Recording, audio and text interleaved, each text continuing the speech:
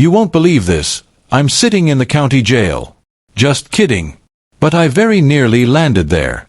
The minute I saw Sarah collapsed on our front steps, clutching her shoulder in pain, something cold and precise snapped into place inside me. That numb, focused feeling I hadn't experienced since my last deployment. 25 years as a Navy SEAL teaches you how to turn fury into disciplined patience. The HOA enforcer who shoved my wife stood there with two buddies, grinning like he'd just finished a job. He had no clue who he'd messed with. No idea what kind of calculated response he'd just set off. I wasn't out to hospitalize him. I intended to methodically and legally dismantle his whole setup, the same way I was trained to eliminate threats without leaving traces. Where are you watching this from?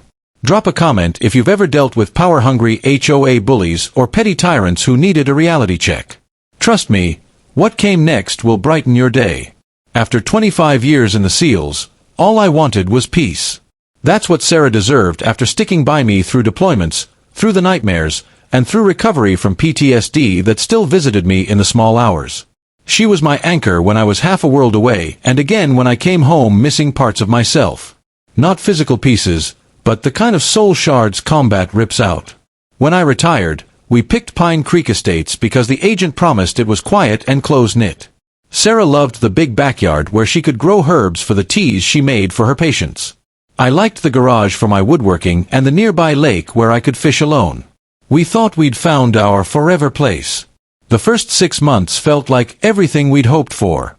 I started free self-defense classes for neighborhood kids. Sarah kept running the ER as head nurse. We hosted small cookouts, befriended Mike and Rebecca Johnson next door, and slowly I felt the hypervigilance that had shadowed me for decades begin to ease. I built Sarah a trellis for climbing roses as an anniversary present. 25 years of marriage deserved something handmade. I spent weeks planning and crafting it to be strong and elegant. Her smile when I revealed it made every splinter worth it. 3 days later came the first knock. A muscular guy in his mid-30s, wearing a snug polo, stood at our door with a clipboard and a sour look. He introduced himself as Chad Wilson, Pine Creek HOA Compliance Officer. Mr. Morrison, your newly installed garden structure violates HOA Regulation 27B, Section 4. All external alterations require pre-approval by the Architectural Review Committee. This is a $500 violation. The structure must be removed within 48 hours. I blinked slowly, absorbing his words with the same measured calm I used when getting unexpected intel in the field. I told him we hadn't known about pre-approval but would submit paperwork retroactively. The rules are the rules, he said. There's no retroactive approval. Remove it or the fine doubles.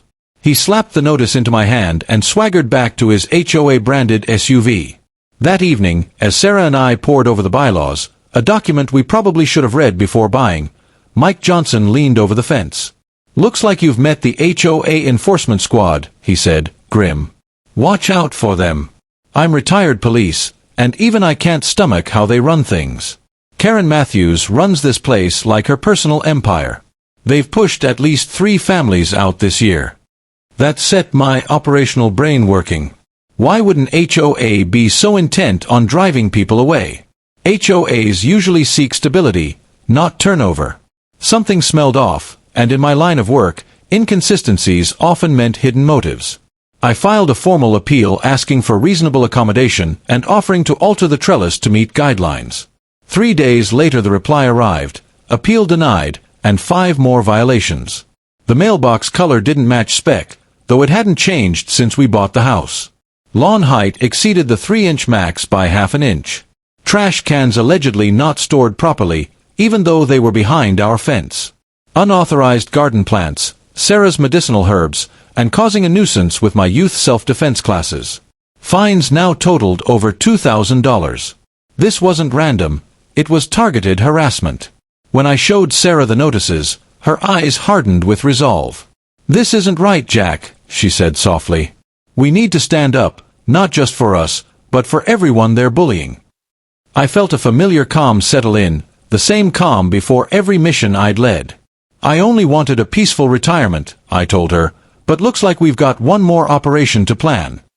I requested a meeting with the HOA board, determined to handle it professionally and head-on.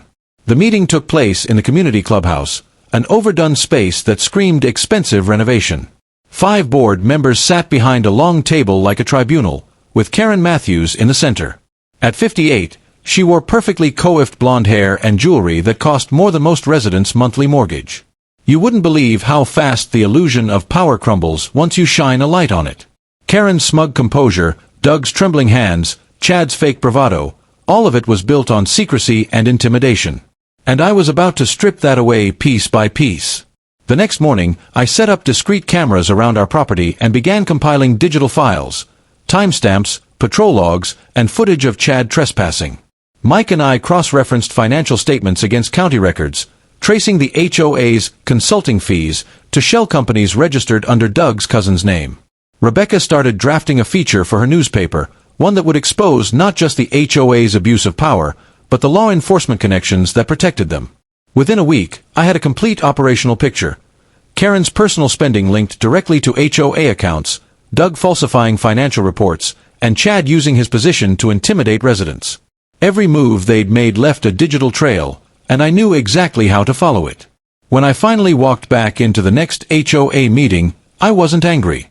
I was calm, surgical. "Before we begin," I said, placing a folder on the table, "I'd like to discuss some discrepancies in the association's financial statements. This folder contains evidence of embezzlement, tax fraud, and misuse of member funds. Copies have already been sent to the county attorney's office and the state auditor." Karen's smile vanished. Doug turned pale. Chad shifted uneasily, his hand twitching toward his belt before realizing there was nothing left to threaten me with. The silence that followed was the sweetest sound I'd heard in years. "You wanted compliance," I said evenly. "Now you're going to get it, from the law." By the end of the month, the HOA was under full investigation. Karen and Doug were indicted for embezzlement, Chad lost his license, and Officer Benson was suspended pending an internal review. Sarah recovered fully, her shoulder healing better than expected, and the trellis still stands today, now a symbol of what happens when you push decent people too far.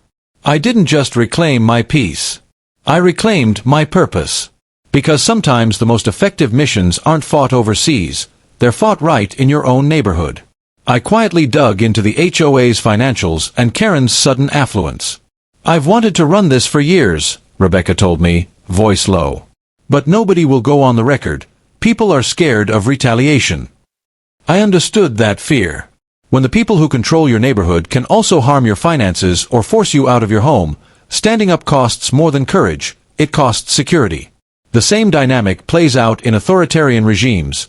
Folks accept abuses because resisting seems too dangerous. But every oppressive system has cracks, and my career taught me to find and pry them open. I called Sam Wilson, a young attorney and ex-Army Ranger who owed Sarah his life after she worked through a 36-hour shift to save him following a motorcycle crash. He came over that night refusing payment, insisting this was about doing what's right. Together we combed HOA bylaws, state homeowner association statutes, and disclosure rules. "They've broken at least half a dozen state laws," Sam said, shaking his head. "The issue is enforcement. Most people can't afford prolonged legal fights. That's how these groups bully residents into capitulation." I smiled thinly, remembering field briefings. When the usual tactics fail, change your approach. We'd hit them where they weren't defending. Over the next week, I documented systematic selective enforcement. I photographed Karen's unapproved gazebo, Doug's oversized shed, and homes on the board that had obvious violations but never faced citations. I filed a dozen public record requests for financial statements under mandatory disclosure rules. I attended every open HOA meeting and recorded procedural breaches. Sarah, even with her shoulder in a sling, helped by connecting me with neighbors who'd endured similar harassment. Our dining table turned into mission control, a whiteboard mapping links between Karen, Doug, Chad, and Officer Benson. Mike installed motion cameras that caught Chad's repeated inspections and attempts to peer into windows. "Please tell me you're not going to physically confront them, Jack," Sarah asked one night, worry clear in her eyes as I traced lines on the whiteboard. I adjusted her sling and answered quietly, "No. That's what they want, an excuse to escalate. The best operations don't rely on force. They rely on leverage and timing." I kissed her forehead. They hurt my nurse. I won't ignore that. But I won't be the blunt instrument either. We'll dismantle their operation so methodically they won't know what hit them until it's over." She smiled through pain and said, "Just be careful. They're vindictive." I nodded. What she didn't know was the first phase was already underway. The next HOA meeting became our opening move. I arrived early with a small audio recorder, legal for public meetings in our state, and a stack of notes. Karen's smile tightened when she saw me, but she kept up the performance as residents trickled in, heads down and wary. When the floor opened for comments, I stood.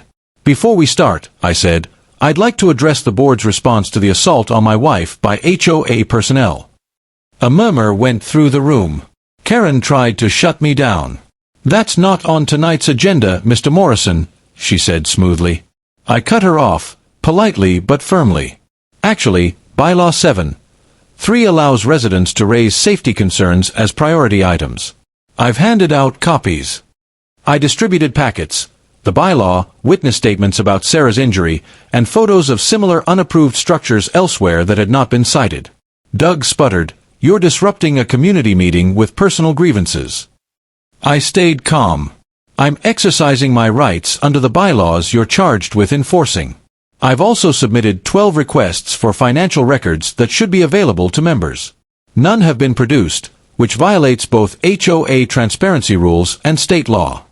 Heads lifted, people watched. Karen tried to adjourn the meeting, but I pointed out that doing so without addressing safety items would itself breach procedure. For perhaps the first time, the room didn't simply fold. The meeting continued despite Karen's objections. In the weeks that followed, I launched an informal online forum for Pine Creek residents. Participation crawled at first, then grew as people began anonymously sharing their experiences. An elderly homeowner was fined for installing a wheelchair ramp despite ADA protections. Another family was cited for a holiday display that included Hanukkah symbols alongside Christmas decorations.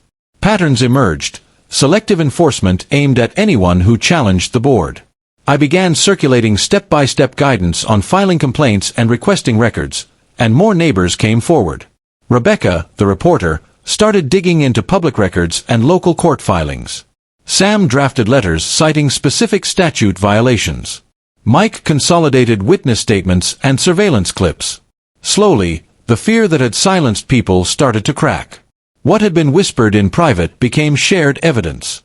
The deeper we looked, the clearer it became. This wasn't neighborhood governance, it was a protection racket dressed up as administration. And once you collect documentation, dates, receipts, meeting minutes, and recorded statements, the illusion of power begins to dissolve. The community forum on HOA rights gained traction fast, until Karen tried to shut it down, claiming it violated HOA policy. Sam countered with a legal statement proving her claims were invalid. Despite her injury, Sarah returned to work on light duty and even treated Chad, the man who hurt her, with calm professionalism. When he asked why she was being kind, she replied, "Because that's my job." That moment seemed to crack his arrogance. Meanwhile, I filed a formal complaint with state regulators, attaching evidence of Sarah's injury, selective enforcement, and shady financial practices.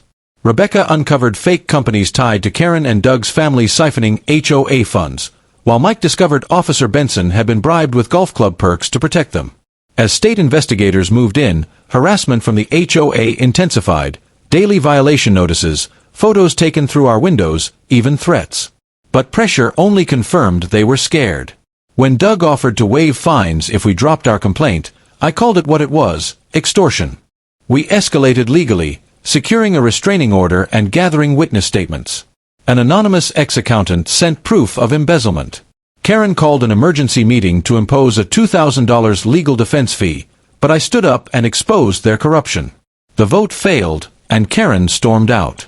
That night, Chad and 2 others were caught trespassing. Officer Benson ignored the evidence, but a sheriff's deputy documented everything, exposing police bias.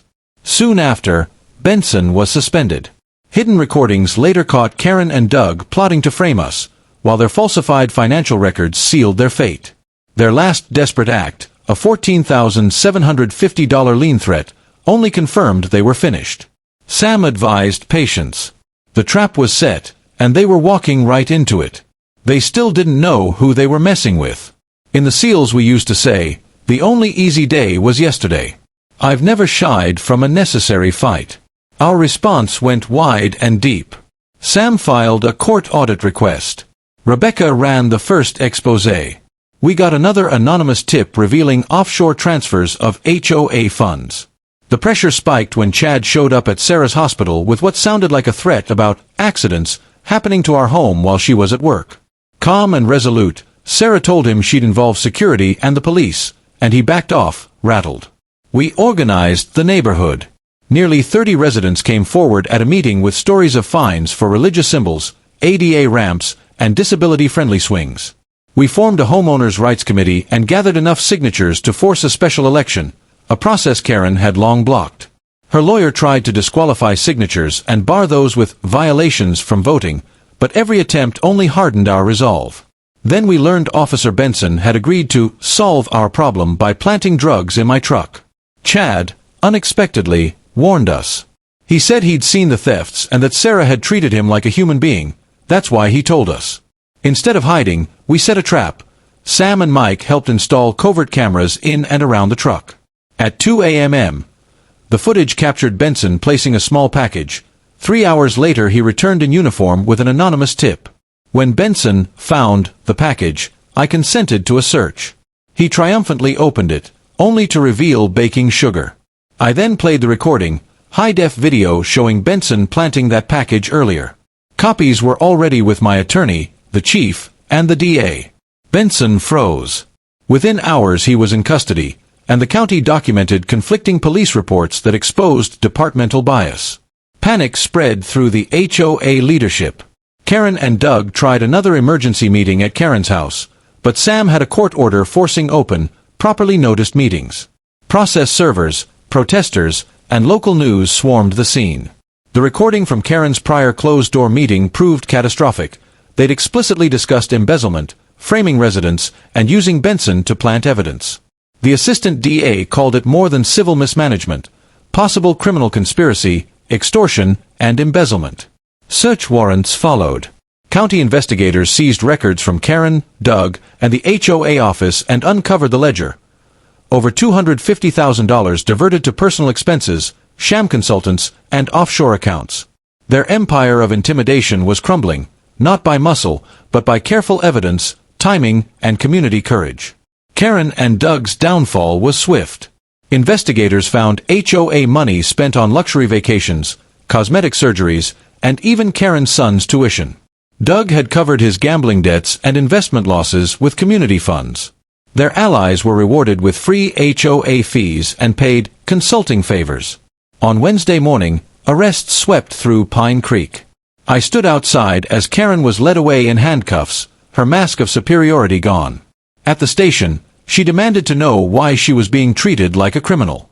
The booking officer's reply silenced her. "You've been harassing a decorated Navy SEAL. You're lucky he only exposed you." Her face turned pale when she heard, "Team 6. Bronze Star with Valor." Rebecca's front-page story hit the next day. Hundreds of thousands stolen. Retired SEAL exposes HOA corruption. News outlets across the state picked it up, triggering investigations into other HOAs and state-level reforms. That weekend, more than 100 residents filled the Pine Creek Clubhouse, the largest turnout in years. I laid out every piece of evidence: the stolen funds, the false fines, the intimidation. "They counted on your fear," I told them. "They assumed no one would fight back." When I finished, the applause wasn't for me, it was for justice finally returning home. A new interim board was elected that night. They cut fees by 30%, improved services, and mandated full financial transparency. Even the city councilman who'd once backed Karen apologized publicly and introduced new HOA oversight laws. Chad, who had helped expose the setup, received probation after cooperating. At sentencing, he turned to Sarah and said, "You treated me with dignity when I didn't deserve it." Real strength isn't control, it's accountability. His community service at a veterans center would later change his life. Karen and Doug weren't as fortunate. Found guilty of embezzlement and conspiracy, Karen was sentenced to 4 years, Doug to 3. Their assets, luxury cars, timeshares, and bank accounts, were seized to repay the community. Officer Benson lost his badge, pension, and freedom, sentenced to 2 years for abuse of power. 6 months later, Pine Creek was unrecognizable. The fear had been replaced by laughter, shared projects, and open meetings. The trellis I'd built for Sarah bloomed with vines, a living reminder of what we'd fought for. My self-defense classes grew into workshops on civic courage and community leadership. One evening, as the sun dipped behind the lake, Sarah and I sat on the porch with Mike and Rebecca, celebrating what residents now called the revolution. Rebecca smiled over her wine. "Did you ever think you'd move here and end up leading a rebellion?" I chuckled. Not a rebellion, just a reminder that good people only lose when they stop standing up. Rebecca raised her glass in a toast as laughter echoed down Pine Creek's newly friendly streets. Children played freely where fear once ruled. In the Seals, we used to say the only easy day was yesterday, I reflected. But with the right team, strategy, and persistence, even impossible battles can be won. This community just needed someone to remind them how to fight smart. Sarah leaned against my shoulder, her injury long healed but the memory still vivid. "Funny," I said. "Karen thought she was building her own kingdom. Turns out she built a community instead." Mike chuckled. "I've lived here 15 years and never knew half my neighbors. Now we've got block parties and gardens. Karen would hate it." We laughed, the sound carrying across lawns where neighbors waved and smiled. The new board replaced Karen's pretentious Pine Creek Estates, a premier community sign with a simple one, Pine Creek, where neighbors become friends. The old enforcement office was turned into a community center, complete with a small library, meeting rooms, and a farmer's market. Chad, after finishing his community service, volunteered there, using his past mistakes to help others understand their rights. Sarah returned to nursing, this time focusing on teaching patients to advocate for themselves. "Transparency," she said, "is the best medicine." Her shoulder still ached on cold mornings, but she called it a reminder of what we'd fought for. As for me, I found a new mission. The same skills that kept me alive overseas, intel gathering, strategy, patience, became tools for helping other neighborhoods fight corruption. "The principle's the same," I told one workshop. "Identify power, document abuse, build alliances, and never let them isolate you. Isolation is how they win." A year after Karen's arrest, Pine Creek held its first real community celebration. No exclusivity, no fear, just neighbors sharing food and laughter. A reporter asked me what I'd learned from it all. "Freedom requires maintenance," I said. "Whether it's a nation or a neighborhood, liberty survives only when people stay vigilant." I once defended American values abroad. Turns out they needed defending right here, too. The weapons were different, documents instead of rifles, but the mission was the same: stand up for what's right. The reporter smiled. "And was it worth it?" I looked at Sarah laughing among friends, at the trellis now covered in vines, a monument to perseverance. "Some fights choose you," I said quietly. "And if you face them with courage, the hardest battles bring the most meaningful victories." It wasn't the peaceful retirement I'd planned. But it gave us something far greater, a community worth fighting for.